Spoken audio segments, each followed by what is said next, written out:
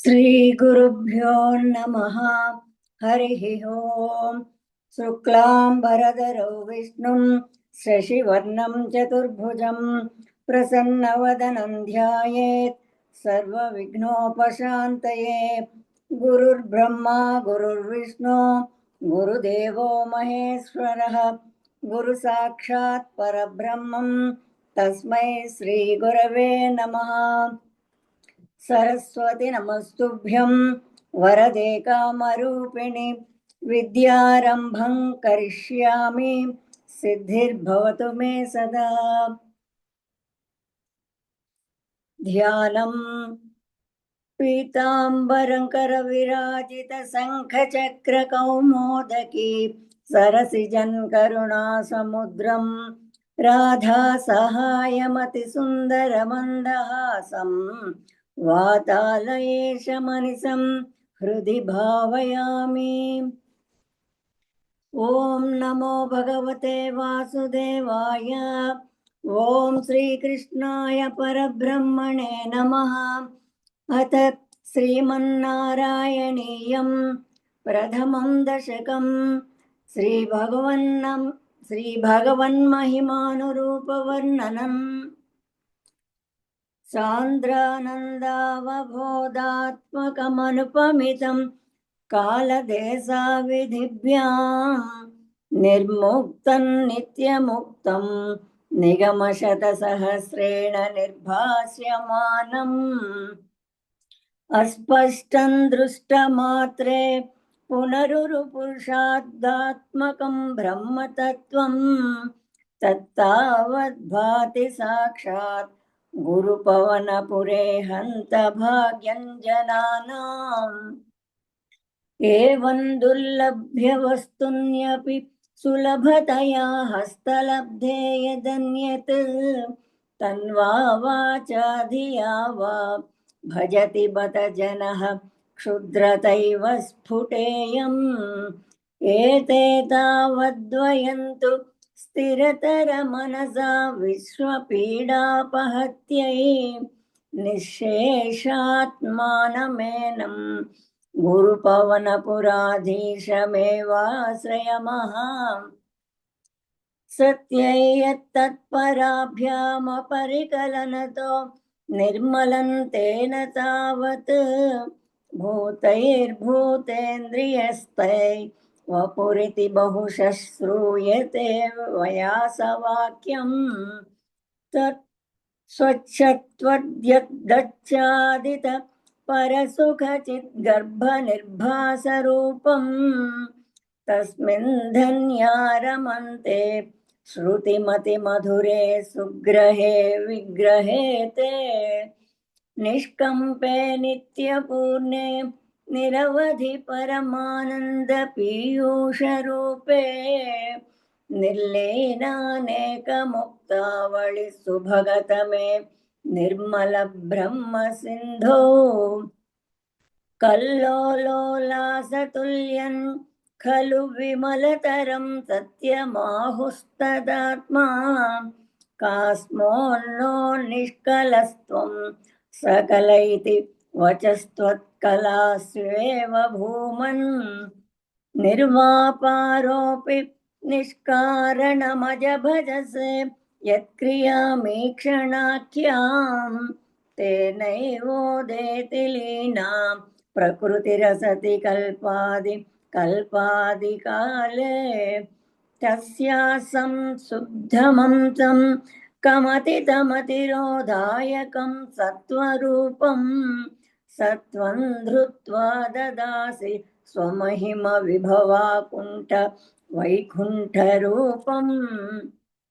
तत्ते प्रत्यग्रधाराधरललितकलायावलि केलिकारं लावण्यस्वैकसारं सुकृतिजनदृशां पूर्णपुण्यावतारं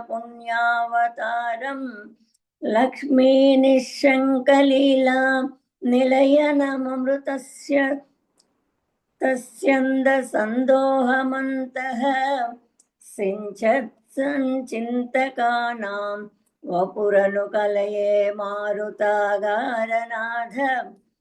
कष्टाते सृष्टिचेष्टा बहुतर भवकेदावः जीवभाजाम् इत्येवं पूर्वमालोचित मजितमया नैव मध्यापि जाने नोच्छे जीवात् कदौ वा मधुरतरमिदं त्वद्वपुश्छिद्रसाद्रम् नेत्रैः श्रोत्रैश्च पीत्वा परमरससुधाम्बोधिपूरे रमेरन् नम्राणां सन्निधत्ते सततमपि पुरस्तैरनभ्यर्थितान्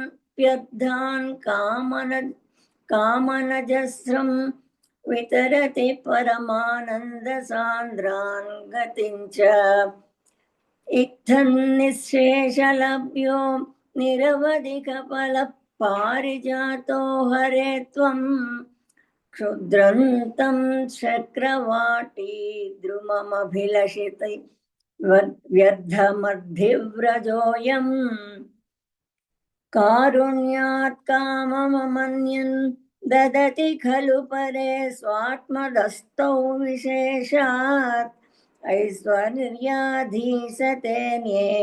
जगति परजने स्वात्मनोऽपीश्वरस्त्वम् त्वय्युच्छैरारमन्ति प्रतिपदमधुरे चेतनास्फीतभाग्याः त्वं चात्मा रामये वेत्य तुलगुणगणाधारसौरे नमस्ते ऐश्वर्यं शङ्करादीश्वर विनियमनौ विश्वतेजोहराणाम् तेजस्संहारि वीर्यं विमलमपि यशो निःस्पृहैश्चोपगीतम् अङ्गासङ्गा सदा श्रीरखिलविदसि न क्वापि ते सङ्गवार्ता तद्वातागारवासिन् मुरहर भगवच्छब्दमुख्याश्रयोऽसि इति श्रीमन्नारायणीयं भगवन्महिमानुवर्णनं नाम प्रथमदशकं समाप्तम्। अथ द्वितीयं दशकं श्रीभगवद्रूपवर्णनं नाम सूर्यस्पर्धिकिरीटमूर्ध्वतिलकप्रोद्भासि फालान्तरम् कारुण्याकुलनेत्रमाद्रहसितोल्लासं सुनासापुटम् गण्डोद्यन्मकराभकुण्डलयुगं कण्ठोज्ज्वलं कौस्तुभम् त्वद्रूपौ वनमाल्यहारपटलः श्रीवत्स दीप्रं भजे केयूराङ्गदकङ्कणोत्तम महारत्नाङ्गुलीयाङ्कित श्रीमद्बाहुचतुष्कसङ्गतगदा शङ्खारि पङ्केरुहाम् काञ्चित् काञ्चन काञ्चिलाञ्छित लसत्पीताम्बरालम्बिनीम् आलम्बे विमलाम्बुजद्युतिपदां मूर्तिं तवार्चित्तिदम् यत्रैलोक्यमहीयसोऽपि महितं सम्मोहनं मोहनात् कान्तं कान्तिनिधानतोऽपि मधुरं माधुर्यधुर्यादपि सौन्दर्योत्तरतोऽपि सुन्दरतरं त्वद्रूपमाश्चर्यतोऽप्याश्चर्यं भुवनेन कस्य कुतुकम् पुष्टाति विष्णो विभो तत्तादृग्मधुरात्मकं तव वपुः सम्प्राप्य सम्पन्मयी सा देवी परमोत्सुका चिरतरं नास्ते स्वभक्तेष्यपि तेनास्यापत कष्टमच्युत विभो त्वद्रूपमानोज्ञक प्रेमस्थैर्यमयाद चापलबलात् चापल्य वातोऽधभूत् लक्ष्मीस्तावकरामणीयकहृदैवेयं परेष्वस्थिरेत्यस्मिन्नन्यदपि प्रमाणमधुना वक्ष्यामि लक्ष्मीपते एतद्ध्यानगुणानुकीर्तन रसासक्ता हि भक्ता जनाः तेष्वेषा वसति स्थिरैव प्रस्तावदत्तादरा एवं भूतमनोज्ञता न वसुधा निष्यन्दसन्दोहनम् त्वद्रूपं परचिद्रसायनमयं चेतोहरं शृण्वताम् सद्य प्रेरयते मतिं मदयते रोमाञ्चयत्यङ्गकम् व्यासिञ्चत्यपि शीतभास्पविसरैरानन्द मोक्षोद्भवैः एवं भूतदया हि भक्त्यभिहितो योगः स योगद्वयात् कर्मज्ञानमयात् भृसोत्तमतरो योगीश्वरैर्गीयते सौन्दर्यैकरसात्मके त्वयि खलु प्रेम प्रकर्षात्मिक भक्तिर्निःश्रममेव विश्वपुरुषैर्लभ्या रमावल्लभ निष्कामन्नियतः स्वधर्मचरणं यत्कर्म योगाभिदम् तद्धूरेत्यफलैयदोपनिषदज्ञानोपलभ्यं पुनः तत्तो व्यक्ततया सुदुर्गमतरं चित्तस्य तस्माद् विभो त्वत्प्रेमात्मकभक्तिरेव सततं स्वादीयसी श्रेयसी अध्यायसकराणि कर्मपटलान्याश्चर्यनिर्यन्मलः बोधे भक्तिपथे तव व्युचिततामायान्ति किन्तावत क्लिष्ट्वा तर्कपथे परन्तव वपुर्ब्रह्माख्यमन्ये पुनः चित्ताद्धत्वमृते विचिन्त्य बहुभिः सिद्ध्यन्ति जन्मान्तरैः त्वद्भक्तिस्तु कधारसामृतझरे निर्मज्जनेन स्वयं सिद्ध्यन्ति विमलप्रबोध पदवीमक्लेशतस्त्वन्वती सद्यः सिद्धिकरी जयत्यै विभो सैवास्तु मे त्वत्पद प्रेम प्रौढिरसाद्रता द्रुततरम् वातालयाधीश्वरः इति श्रीमन्नारायणीये श्रीभगवद्रूपवर्णनं नाम द्वितीयं दशकं समाप्तम् अथ तृतीयं दशकं भक्तस्वरूपवर्णनं भक्तिप्रार्थना च पठन्तो नामानि प्रमदभरसिन्धो निपतिताः स्मरन्तो रूपन्ते वरद कथयन्तो गुणकथाः चरन्तो ये भक्तास्त्वयि खलु रमन्ते परममुम् अहं धन्यान्मन्ये समधिगत सर्वाभिलषितान् गदक्लिष्टं कष्टं तव चरणसेवारसभरेऽप्यनासक्तं चित्तं भवति पद विष्णो कुरु दयाम् भवत्पादाम्भोजस्मरणरसिको नाम निवहम् अहं गायन् गायन् कुहचन विपत्स्यामि विजने कृपा ते जाता चेत् किमिव न हि लभ्यन्तनुभृताम् मदीयक्लेशौघप्रशमनदशा नाम कियती न के लोकेऽस्मिन् न निशमयि शोकाभिरहिताः भवद्भक्ता मुक्ताः सुखगतिमसक्ता विदधते मुनिप्रौढारूढा जगति खलु गूढात्मगतयः भवत्पादाम्भोजस्मरणविरुजो नारदमुखाः चरन्ति सस्वैरं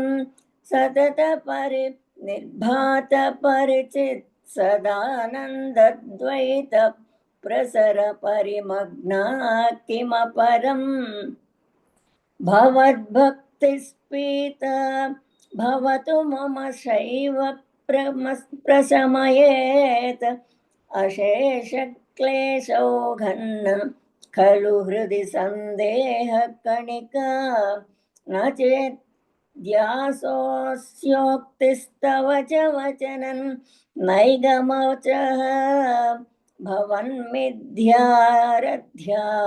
पुरुषवचनप्रायमखिलम् भवद्भक्तिस्तावत् प्रमुखमधुरा त्वद्गुणरसात् किमप्यारूढा चेत् अखिलपरितापप्रशमनी पुनश्चान्ते स्वान्ते विमलपरिबोधोदयमिलन् महानन्दाद्वैतं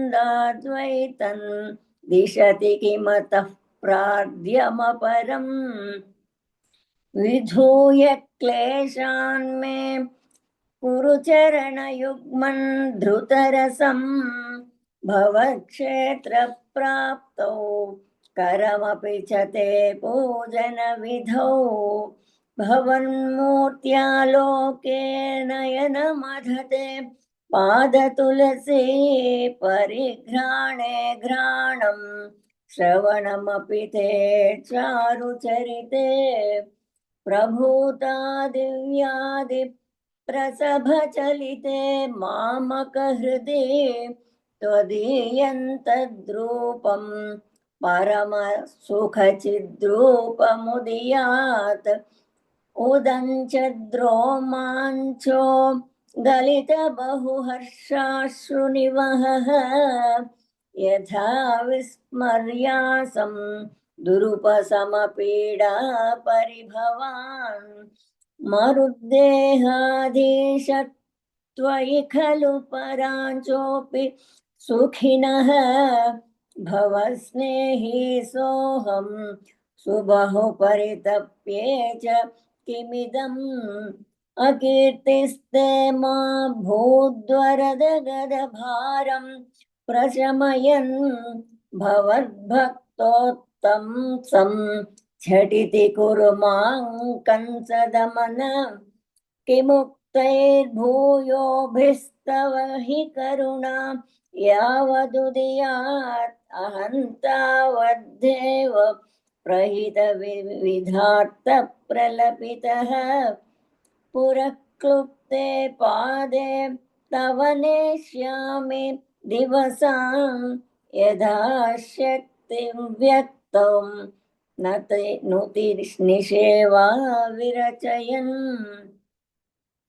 इति श्रीमन्नारायणीये भक्तस्वरूपवर्णनं भक्तिप्रार्थना चेति तृतीयं दशकं समाप्तं नारायणाखिलगुरो भगवन्नमस्ते नारायणाखिलगुरो भगवन्नमस्ते।